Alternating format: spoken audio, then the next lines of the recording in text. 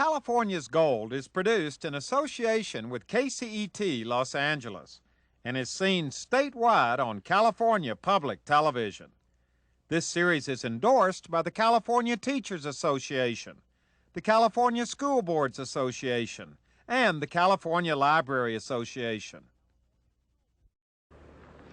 Well, hello everybody, I'm Huell Hauser, and here we are. We've just pulled over on the side of good old Highway 1, which just happens to be one of the most beautiful highways, one of the most scenic highways in the entire world, running all the way up and down our California coastline. Now this is just about as beautiful as it gets. Look down here at this shot with the ocean, with the rocks, with the kelp beds. This is really beautiful. We are about 20 miles south of Monterey, just a little bit north of Big Sur, and we've pulled over to get our first look at our eventual destination on this adventure. That's it over there in the distance in the fog. It's a big old volcanic rock, and that rock just happens to be one of the most historic spots in the entire state of California. We're going to climb to the top of the rock. And if you're interested in what we're going to find when we get there and just why that place is so historic, well, as always, you're invited to come on along with us as we continue our search together on the volcanic rock for California's gold.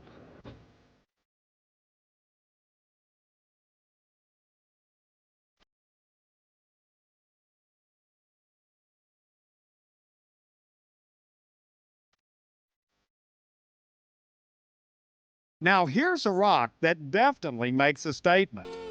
It's impossible to drive on Highway 1 and not see it. And I'm sure over the years many people have wondered as they've driven by it just what its story is. Turning off the main road and onto the little road that led up to the rock, and as it kept getting closer and closer and bigger, we were pretty excited about the adventure we were about to have. Good morning, gentlemen. Good morning, Huell. How are you today? Welcome to Point Sur State Historic Park. Well, we are delighted to be here on this windy, blustery day, but that's really what this place is all about, isn't it? That's right. This was put here specifically for that reason, because of the inclement weather along here and the possibility of shipwrecks in this area. So it's a perfect location for it. The elements, that's what we're in here. This is a hardy place, always has been. Absolutely, and the people who lived here had to be a really hardy bunch. And Mike Baker, who's one of our docents here, will be telling you about how they lived on this rock. Well, we're going to get the, what is it, the 50-cent or the $5 tour today? You're going to get the $3 tour today. Okay, nice to meet you, sir. You're one of the docents here. The docents, I've heard, pretty well run this place, don't they? Absolutely. We have almost 100 docents, and without them, it would just be absolutely impossible to operate this facility. So we're really happy to have them. Well, I tell you what, you all may get used to this, but for those of us from other parts of the state, when we come and see scenery like this is absolutely beautiful. It's a gorgeous spot, isn't it? And it's beautiful down here, but I have a feeling it's even more beautiful from up there on the top, and that's where we're going today, right? That's correct. We're going to be taking a nice walk up on the top. Now that brings to mind, well, you're leaving us. You're turning us over to the docent. I am, and you guys have a good tour today, and I hope you have a great time. Thank you, sir, very much. I thought you were going to have a limo down here for us. Oh no, that would ruin the atmosphere. We have to set the pace, the tone, and the atmosphere by walking up. If we drove up, that would ruin the whole thing. So we're going to walk to the top of the rock. It's 360-foot rise and about a half a mile, and we take frequent stops so that you do not get too tired. So we'll be easy on you. All right, let's go. Well, here we are. We've come about 5 miles. Stretching it a bit, but that sounds good to me. It just feels like 5 miles. But here's our first stop, and look at this view. We're looking south down the California coast, and I guess this brings to mind, because it's kind of a beautiful day today, but there was a reason why this lighthouse was put here back in 1889. Construction started in 1887, finished in 1889, but the weather conditions, this fog, the storms, This is a position where the southbound, northbound ships changed courses. And this area was bypassed in the early 50s when the other lighthouses were built because of the technical impossibilities of building a lighthouse on top of the rock. So wait a minute, they couldn't even get a lighthouse built here in the early days? Not in the early days. This was the mariners petitioned for 11 years. It wasn't funded until 1885. Construction started in 1887, finished in 1889, and it's been in operation since that time, continuous operation. When you talk about fog, the fog is actually lifting pretty well now. It's clearing out into a beautiful day. Where would the ships run into problems out here? Coming from the south, if you look off to the south, there's a rock jutting up. That one way down there. Cooper's Point, and sometimes that's misidentified as being Point Sur. I don't know how you could do that. Because that's a little one down there. And there's quite a few rocks, pinnacles sticking up from the bottom of the ocean here. And of course the navigation was not too precise in those days, especially under power. Sailboats stood out to sea, but a sailboat coming down the coast would hug the coast, and therefore they'd run into the rocks. And of course one of the rocks north of here is Ventura Rocks.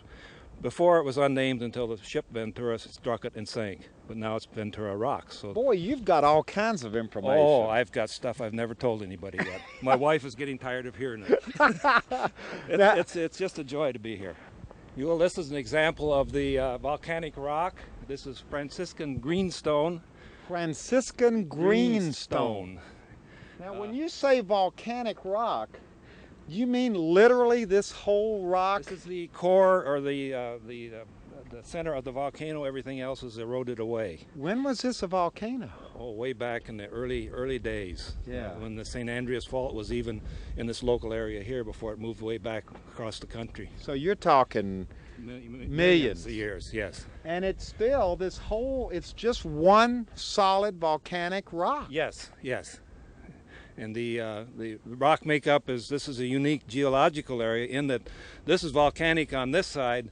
A small fault runs down Highway 1. On the other side is Selenian block. So we have a variation of rocks and geological formations here in this area. So this is a geologic wonder in a way as well. Yes, and it's your typical tombolo. It's an island connected to the coast with a sand spit. So we also call it a tombolo. A tombolo. Yes. And I'm carrying this rock, and I know that when I'm visiting a state historic park, I cannot do that. No picking of vegetation or souvenirs. I'm putting it back. And please don't throw it in the ocean. I've learned because I've been pinched in the past on trying to get things out of state parks. Huel, this is about the point that we show the first view of the lighthouse. That's it, right over there on the other northwest corner of the rock. As far here. These are all support structures. We are called a light station because we have all the support facilities. We're one of the two on the west coast that have all the support facilities: the blacksmith shop, the barn, the dwellings, the pump house, the cistern. Everything is here for a complete lighthouse support service. So this is not just a lighthouse, this is a light station. Yes, this is a light station. A lighthouse is just an isolated lighthouse building, whereas we have all the support structures here. Now, is the wind always like this on this side of the rock, or is this just kicking up on us all of a sudden? Oh, this is a very mild wind. When you have to lean about 45 degrees, then you know you're in real wind. And this gives us a view of just how rugged this rock is. This is another example of the volcanic origin of the rock. And this we very affectionately call this place the Rock. Okay, now we're at the top of the rock, looking down the coastline. That is an absolutely beautiful shot there. And here's the little road that we drove in on off of Highway 1. There's Highway 1 off in the distance. This scenery continues to amaze me. Isn't it fantastic? Look for days up here and not see the same thing twice. And on a foggy day, I bet you can't even see the ocean right there, can you? One of the most difficult things is explaining to somebody from Nebraska what the ocean looks like on a foggy day. It's fun. Well, we see it today. The sun is out, and we have reached our first historic building. Our first historic building, the blacksmith and carpenter shop. This was built in 1907. The It's one of our first restoration projects. It's completed. We're furnishing plan has already been developed.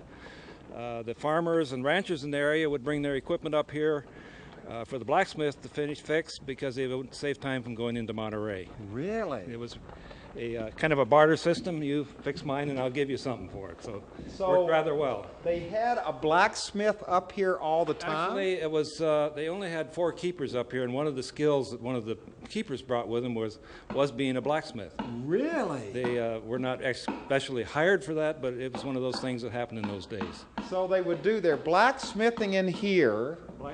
Carpentry in here. Carpentry in here. And the blacksmithing in the other room. Ah. And of course they had the one horse up here which required shoeing once in a while. Now I've seen pictures of that horse. What were they doing with a horse up here? A horse was required up here to go over to the Pfeiffer Resort down the nice little road that you talked about to get supplies and the mail. So therefore it was a utility vehicle for them. So the horse would go up and down the rock? Yes, with the little buggy behind it. And one of the wives would drive the horse down to the resort, pick up mails and any supplies that they may need, and then come back up again. Now, where would they keep the horse? The horse, and of course there was a cow also up here at one time, was kept in our next historic structure, which is the barn. And this was the barn. This is in the final stages of restoration.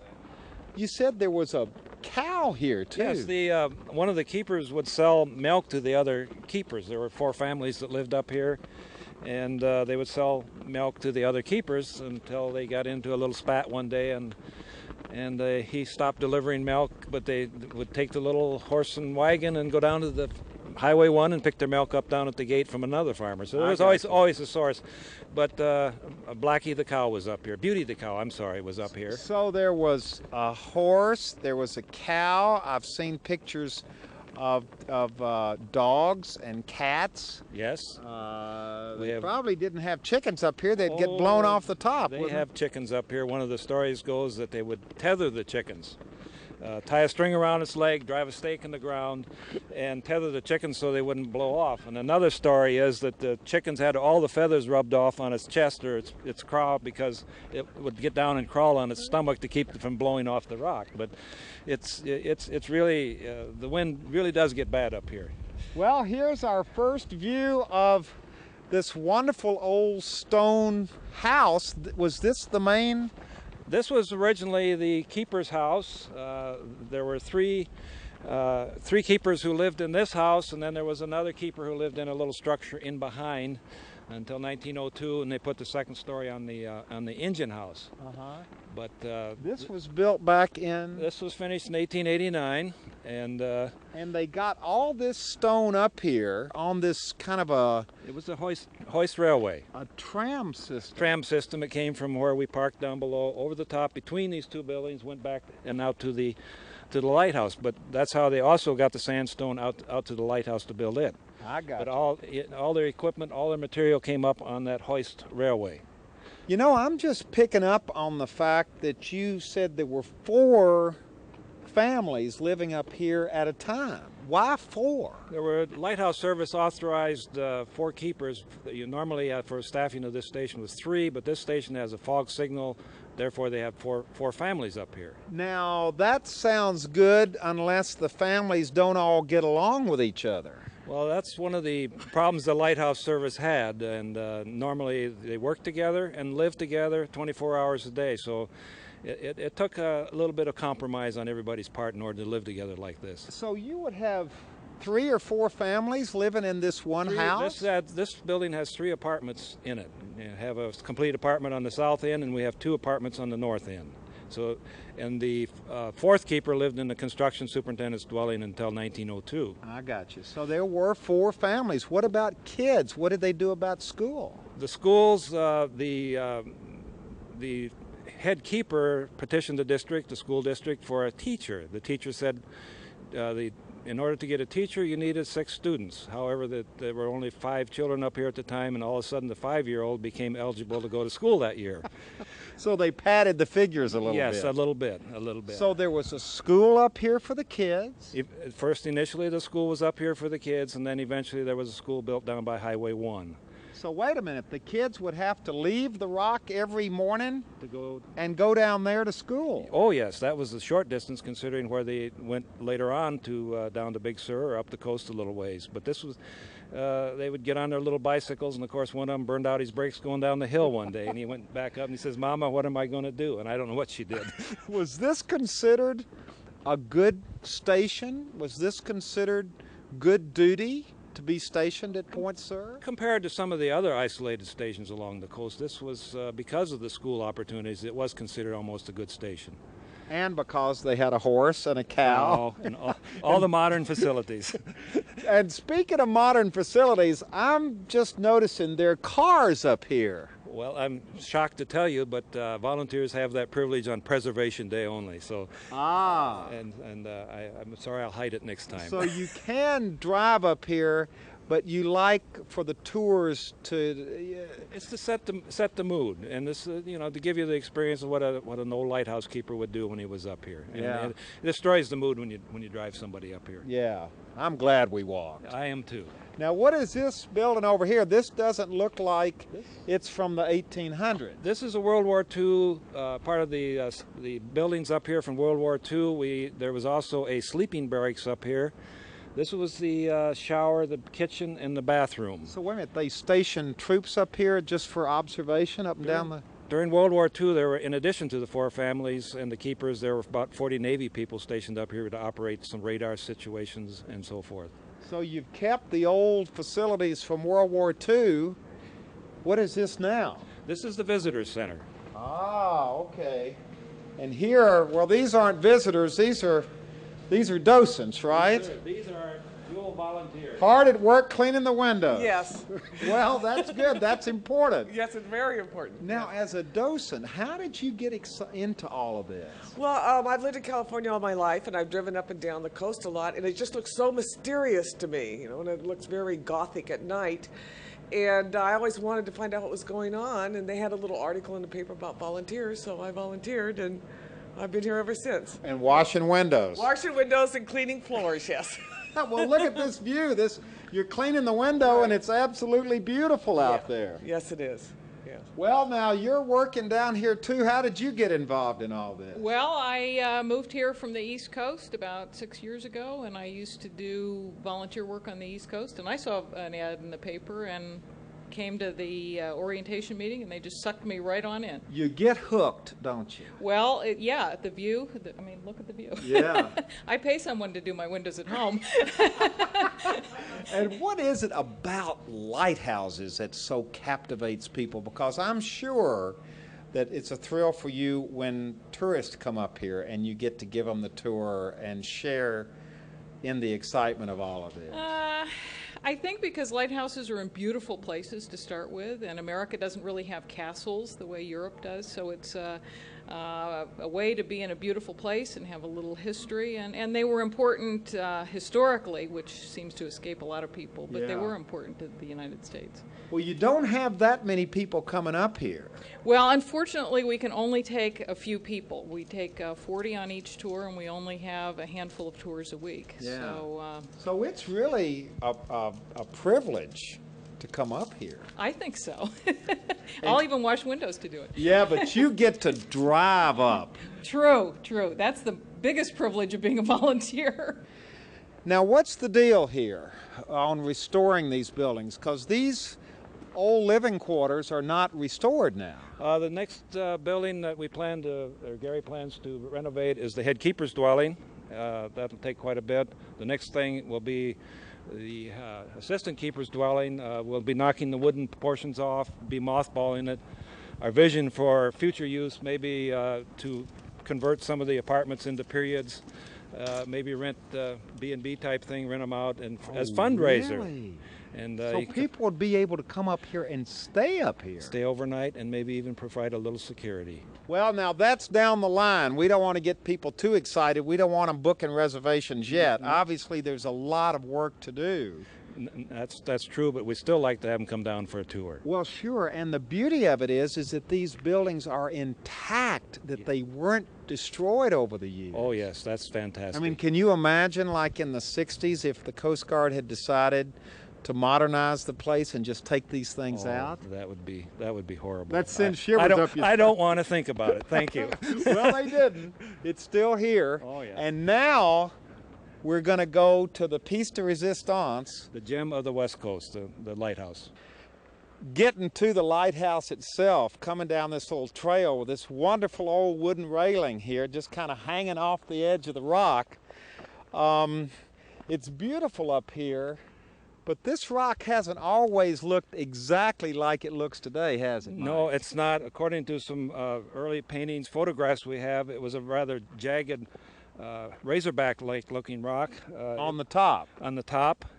And in order to do any construction, the top had to be leveled off. They used about 40 kegs of black powder to create the building spaces. So they just blasted the heck out of the top of this I bet thing. they made a lot of noise.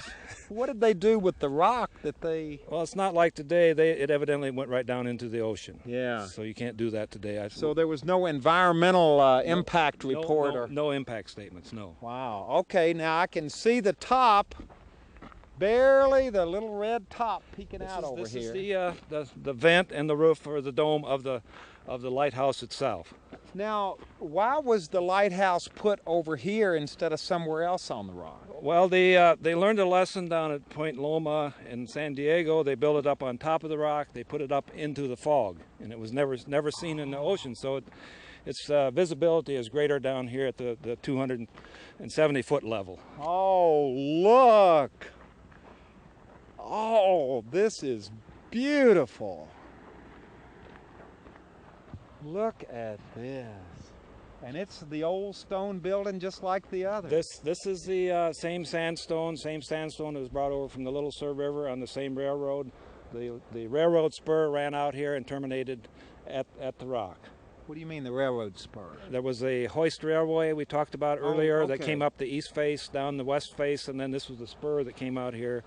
To get the material out here. out To get the here. material and equipment. There was a huge steam boilers for the fog signal. A lot of miscellaneous equipment that went into the light in the construction stage.